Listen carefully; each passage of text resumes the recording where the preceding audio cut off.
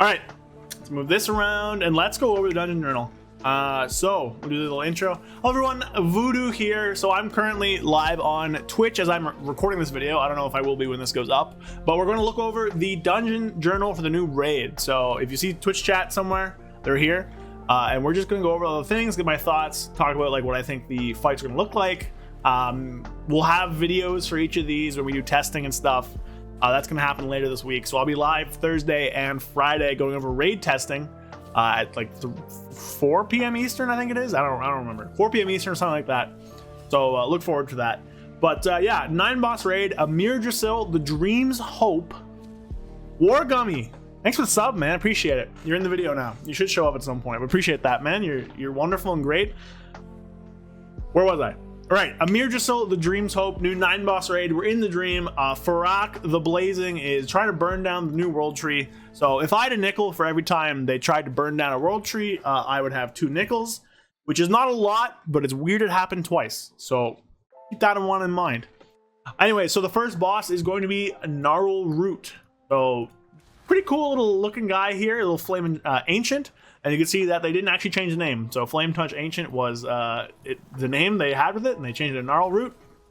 So there it is. So this is going to be a single target encounter with ads. If you look at abilities here, there's a lot of stuff. We're going to go over Mythic whenever we can. Basically, the idea here is there's 2 phases. There's the phase 1 and the intermission, and it cycles back and forth between the 2 until you kill a boss. It's like a bit like a Rashok, if you will. It's one phase. There's also an intermission portion that goes back to phase 1. So nothing too crazy there. But basically what happens is that he has this mechanic called Flaming Pestilence, which basically throws out these little things in the ground that explode after a little bit. And then some of those spawn these things called Tainted Lashers. And Tainted Lashers basically are these little things that kind of sit on the ground. And what you want to do is you want to go over and bloom them with something called Shadow Scorched Earth. So there's mechanics that can go on you. I believe it's called Controlled Burn. Might be something else. There's a mechanic that goes on you that can leave these little puddles in the ground that awakens these Tainted Lashers and awakens the Tainted Trance. Tainted Trance is a mythic mechanic, just an extra add. There's like some extra healing you have to do and a magic dispel. These Lashers go around and they just kind of melee people. Which is not fun. You don't want to do that. Then every time you rouse a Lasher, you do a little bit of AoE damage to everyone in 300 yards. So no one can outrange that. Good luck. That's not going to happen. The whole idea is you want to basically rouse these Lashers up from their slumber before you hit P1 intermission called Frenzied Growth. He has some other mechanics that don't really matter. So Controlled Burn is how you leave the patch of Shadow Scorched Earth. So it's a mechanic he puts on players. After 6 seconds, you drop a puddle. So you want to drop those on the ads, basically. So nothing too crazy there. Pretty standard stuff for first boss. There's a frontal, needs some AoE damage. Shoot some missiles. Missiles could be an interesting tank swap mechanic. Basically, he shoots 5 missiles over 2 seconds, I think. Yeah, and each missile makes you take 24% increased Shadow Flame. I'm not gaming on a Chromebook. What? Why? Do I look weird? Do I sound weird? My mic different? Why are you asking if I'm gaming on a Chromebook? Coloring, I never understand what you're talking about. Just absolutely interrupted my flow. Also, yeah, thanks, Origami. You're great. I hope. Oh, it's an ad. Jeez. Absolutely disrupted my flow there. Where was I? Jetfire Barrage. So it's an interesting tank mechanic. 5 missiles over 2 seconds. Physical and Shadow Flame damage. Deal some damage. No idea if you can interrupt or swap between the 2. No idea. We'll have to see. But it could be cool. Then he's in intermission. The intermission is the important part. So basically, he has Frenzied Growth. So I don't know when this triggers. I don't know how often this happens. But he grows these roots that absorb basically all damage he deals to him. And he pulses out this thing called Toxic Loam. He also throws out these chunks on the ground, and he awakens all Lashers on the ground. So if you don't deal with the Lashers, they will come at you during the intermission, and you probably don't want them to do that. So he bursts these roots out. They do a lot of damage to people. And then he also just kind of slows everybody and reduces force movement effects on these little puddles on the ground, and he just pulses damage and stuff. The real thing here is Splintering Charcoal. So he throws out these things that you have to soak. If you don't soak, you really, really want to, actually. So you soak it, it deals 41,000. If you don't soak it, it deals 62,000 to everybody. So 41,000 to you, or 62,000 to everybody. And you get this buff called Ember Chard. So Ember Chard is this debuff on you that you basically go into these things called Corrupted Soil. and that is going to burn a root. Whenever you burn these roots, eventually you're going to do this thing called Uprooted Agony, where he kind of falls out of the ground, you uprooted him from the ground, he deals damage, and he has a 100% increased damage taken, and then every time that expires, it does a 10% increased damage. So there's a little cycle here, where in P1, you're controlling ads, you're awaiting them on your own time, so that you don't end up getting a lot of debuffs or a lot of damage taken from all those ads. Then in P2, you're catching these falling charcoals, you're lighting yourself on fire, and you're hitting these roots to knock the guy out of the ground.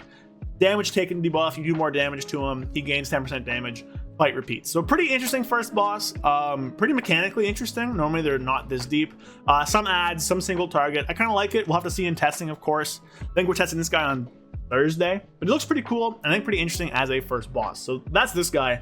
Pretty interesting. Loot's nothing too crazy. It's the first boss. I guess he has like this trinket that's kind of weird, but kind of cool. I like him. Maybe better than Kazara. Probably way better than Kazara. I don't know. I didn't like Kazara, but cool little first boss. All right, so the second boss is going to be Igira the Cruel. Now this is a very large. I don't even remember what they're called. Zocali, I think. One of the lava giants. Cannot see her head.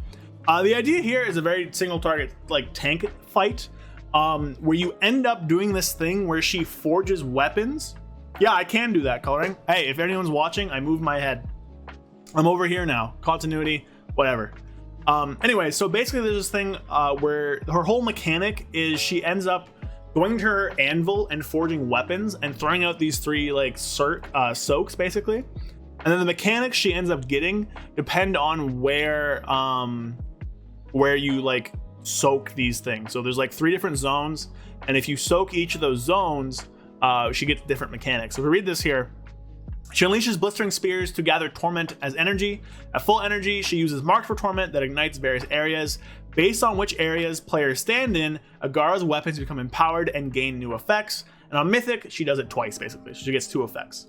So the whole idea of this fight is she throws out these things called Piercing Torment, where it deals damage and she gains energy and you have to destroy them. So a little bit of like AoE kind of cleaving damage on these things to kill them, so she gets less energy.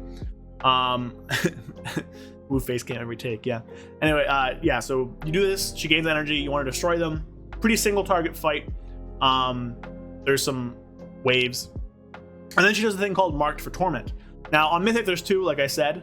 But basically she throws out these puddles, she does a big knockback, and then whenever you absorb those puddles, she gets different weapon effects. So there's a few of them. Now there's different things here too. Gathering Torment is just kind of like a debuff, I'm pretty sure. Ignites, she harvests the torment from her victims, inflicting 12,000 health damage to everyone within the area, and then whenever removed, you can't keep going with it, so you have to alternate who's soaking. Searing Sparks is just this AoE effect that shoots out waves. Then Ruinous End is the ability if nobody soaks anything. So there's 3 torments. There's Hacking Torment, Slicing Torment, and Flaying Torment. So remember, on Mythic, you have to deal with 2 of these. So Hacking Torment gives her Racking Skewer. I don't know why it's not called the same thing. So she smashes her target, inflicting 2.4 million Shadow Flame to all players within 8 yards, and splitting the damage. And then afterwards, all targets are stunned for 10 seconds. 10 seconds. Yeah, so that's miserable. So I feel like if you can get away with never doing this one, that'll be great. A 10-second stun is kind of miserable. So basically the idea is I guess, is that, so after that, she inflicts 166,000 physical damage to everyone not hit. So you're gonna have to send in like 1 tank, and then I guess like half the raid to get stunned for 10 seconds, and then the other half takes 166,000 physical damage every 2 seconds. Which sounds miserable. That does not sound like a fun mechanic. I don't want to be stunned for 10 seconds or take a large dot. So this one might need some work. I don't know how many people you need to survive 2.4 million Shadow Flame. No idea the math or anything there. But that's a lot of stun. So not a fan of that. Now shout out to, I think it's humans. Do humans have the racial where they can break out of stuns? Every man for themselves. Chat, chime in here. I don't know anything about human racials. Anyone know where that racial comes from? I think it's human, right? Every man for himself. Somebody chime in here. Someone give me a little bone. But I'm pretty sure humans have that racial, or someone has that racial where you can get a stun. So that might make that a little bit better. Oh, I guess there's an ad right now while I'm recording this, but we'll see. So if you're a human, I guess you can just kind of get out of this. If you can bubble, you can get out of this. If you can IBF, you can get out of this. So there's ways to get around it. Okay, we got confirmation. It is humans who do this. So humans, good for you. most boring race in WoW, and you get rewarded. But this one seems miserable. I don't really like the stun. Slicing Torment is another one. It gives her Smashing Viscera, which is a heroic one. So basically, she leaps onto a random player destination, dealing 747,000 Shadow Flame to all enemies within 8 yards, and knocking them back. And then she does 374,000 to everyone else. I'm interested if you can just like run out of that quick enough. I don't know how long the leap's going to be. I don't know who it's baited on. Probably able to blink or Fell Rush or roll or Transcendence or leap or something out of that, so you don't take as much damage. So, you know, probably not too bad. And then on Heroic and Mythic, she does Devastation as well, which is just like waves. Oh, it's called Will to Survive now. Okay. So it's no longer every man for himself. It's Will to Survive. But humans get a stun break, which is really good there. So the waves aren't probably not too bad. It just seems like Rashok waves. So this is literally just Rashok's mechanic, which I guess makes sense to build Zakali. So she jumps, does impact damage, shoots out waves, jumps. I think she only jumps once. Random player destinations. Might jump more than once. We'll see. And then Flame Torment is the last one. This one's Heartstopper. This is a healer mechanic. So she throws blades at a few players, causes an 800,000 healing absorb, and then if the healing absorb expires, it does 457,000 damage to the entire raid. And then on Heroic and Mythic, whenever it's removed, it does a little orb that erupts in the player that puts a dot on anybody who it connects with. So there's 3 different mechanics that you get to basically pick your poison. So you get to pick which one you want her to do. On Mythic, you have to do 2 of them.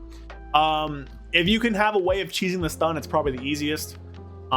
If your healers are good, then Heartstopper is probably not that bad. Just have the people who are getting healed go over to the sides so the orbs don't hit anybody. And then we'll have to see how fast the Elite is for Smashing Viscera. Now, none of them seem very hard. They're just like boss mechanic X.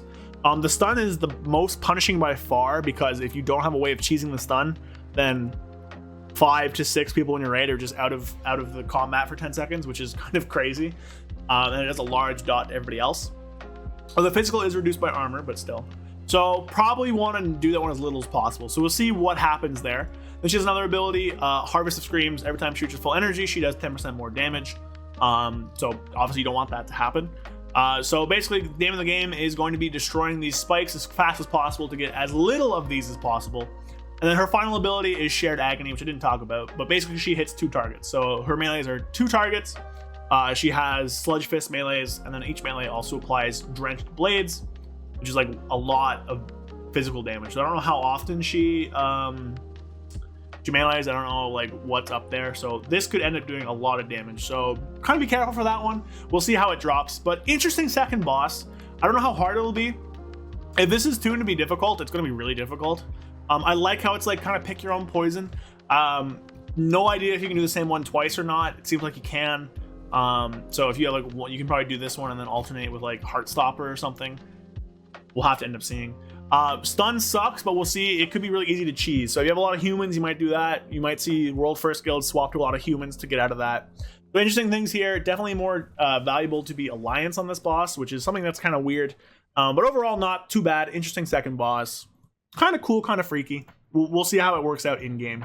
All right, so we're here with the third boss now, Volcoross, big old lava snake with his big old lava tail. So we've seen an image of this one. If I can find it, I'll throw it up. If not, basically the boss is like in the middle of a big ring, kind of like Eye of Ashara was, if you can imagine that, where there's a big like platform around the room and then there's like a guy in the middle. And the whole idea here is just going to be area denial and using the whole platform is what I've imagined. So he has a few mechanics that basically just shoot out these puddles in the ground, called, if I can find what they're called, it's like, let me see, it's called Hellboil, that's what it is. So he shoots out these things called Hellboils, and the Hellboils go on the ground and leave a puddle that does this ticking dot damage afterwards. And the whole idea is that there are these mechanics that create the Hellboil, and then if the Hellboil fills the entire arena, he starts doing more and more damage. But it seems to be that you can live it, so we'll see that after. So there's a few weird things. I don't know how it's going to work exactly. You might need 2 groups across the room with one tanking the boss, one tanking the tail. Unsure that's going to work. Really good range fight if that's true. If your Shadow Priests, your Aff Warlocks, your Destruction Warlocks, your Boomies can all like multi-dot, multi-cleave. That's going to be really good for them. Don't know if they share health. Don't know what that's about yet. We don't really know. But there are a few mechanics. So first one, he does just like AoE, Serpent's Fury, and he afflicts Coiling Flames to players, which is a debuff, 29,000 every 10 seconds to any players within the effect, including yourself. And the damage increases in a reduced area as the flames constrict. So basically, he throws out flame snakes, which is very flavorful. Those are these flame snakes. Flame snakes go around a player. They do a little bit of damage around a pretty big yardage, and then they kind of close in and do more and more damage as they close in. So, you know, it's not too bad if you overlap whenever they're kind of spread out, but then as they close in, they're going to do more and more, and you want to be better at not overlapping and killing your friends. So, pretty cool snake kind of thing, constrictors. And then whenever they expire, they go to a new target. So these actually never go away. So you're going to have these basically the whole fight. We don't know how often he does this, but basically the whole fight you'll be dealing with Coiling Flames. And there's just like pulsing damage. And then at 100 energy, this is the main mechanic. He submerges into the magma before erupting out, shooting 2 globs of lava that splatter across the arena. Each one does 3.3 million fire damage split, and then creates Hellboil. And then if either fails to hit at least 4 players, it deals a ton of damage, and Hellboil consumes the entire arena. This is why I might think you need 2 groups, because it shoots out 2 things. I don't know how you bait them. I don't know where they go. And if you don't soak these, you're basically going to hit the Hardened Rage. So the Hardened Rage is the entire area covered with Hellboil, which is an interesting enrage mechanic. You know, we haven't really seen something like that before. So we have a lot of mechanics that summon this Hellboil. So you don't want to end up not soaking this. And then Hellboil, like I said, just a little ground effect. The other things, he just has this thing which shoots a bunch of Hellboil out around the arena. It says at target, so I imagine you can bait this near other patches. There's this thing called Scorched Tail Crash, which is the reason why I'm unsure if we need 2 tanks or not. Basically, his tail comes out and inflicts a bunch of physical damage and knocking back players, and also doing a ton of like shockwave damage. This could just be like a random frontal. Could be another mob you tank. Unsure. Molten Venom is a tank mechanic. Cataclysm Jaws is a tank mechanic. Basically, his melee attacks inflict Molten Venom.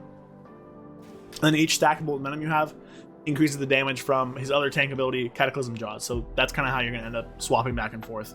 Going to be a very interesting tank swap, though, because you basically want one guy to be taking the dots, and you want one guy to be taking the Cataclysm Jaws. So we'll see how that ends up working. Probably like a 20-second tank swap back and forth.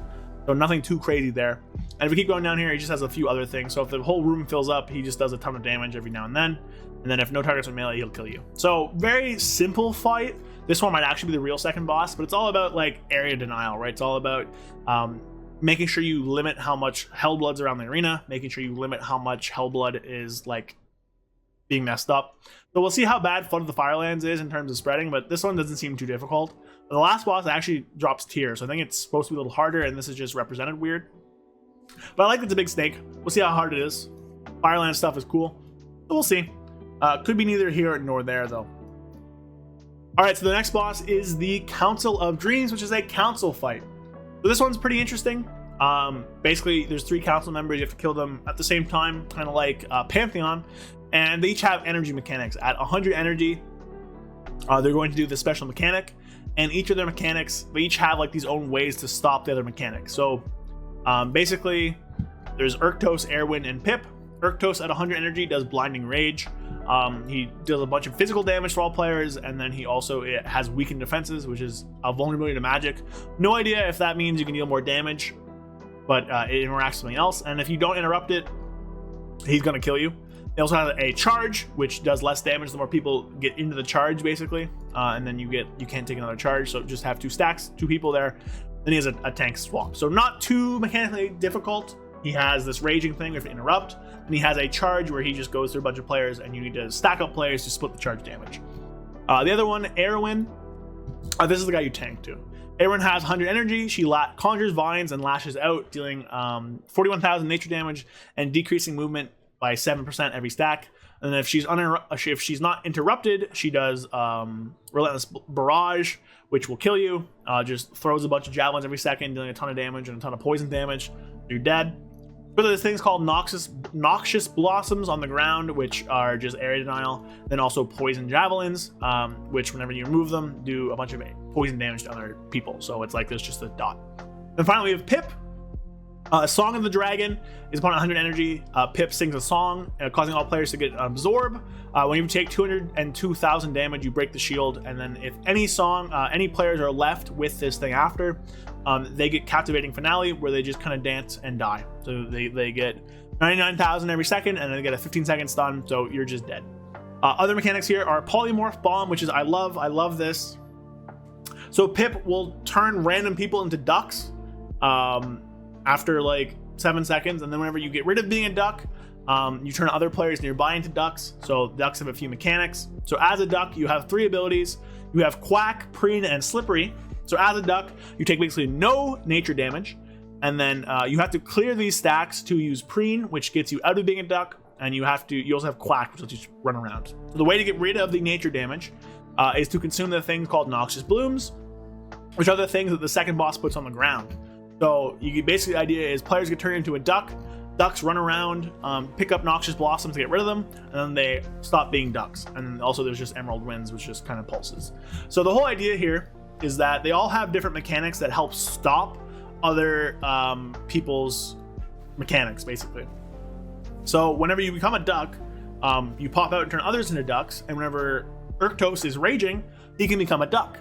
And then these other 2 get interrupted by Urktos' charge. I'm pretty sure it doesn't actually say Irwin. So if you look at overview, we see, it interrupts it.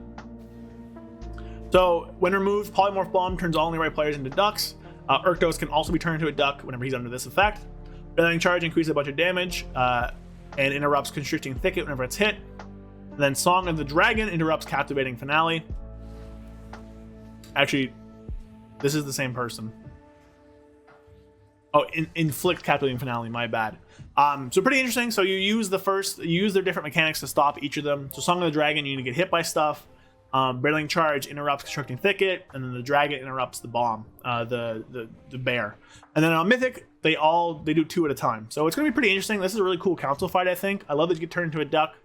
And then if they hit 1% health, they just start channeling Rebirth, so just kill them for that. So really cool boss. All right, so that was my review of the first half of the raid. Now I have another video for the other half coming out later this week. I will be live doing raid testing Thursday and Friday. Thursday we have the first 2 bosses. Friday we have, I think, the second 2, and then I'll be live next week as well. So follow me on the Twitch. I'll be posting updates on YouTube as well about 10.2 all the time, and Havoc stuff, and Demon Hunter stuff in general. So follow the channel if you want, like the video, comment, all that good stuff. Hope you guys enjoyed this one, and I'll see you guys in the second half of this video later. A big shout out to my channel members: Andrew Kunel, 121, Payne, Joshua O'Connell, Brad Wisniak, Zooligan, Oxclamation, It's Bulk, Flapjack67, and Spaghetti. Big shout out to all you guys. Thank you guys so much for supporting me. If you want to be a channel member, get access to exclusive videos, special part of my Discord, emotes for comments and stuff, consider following the link in the description and joining there. So thank you all so much, and I'll see you guys next time. Peace.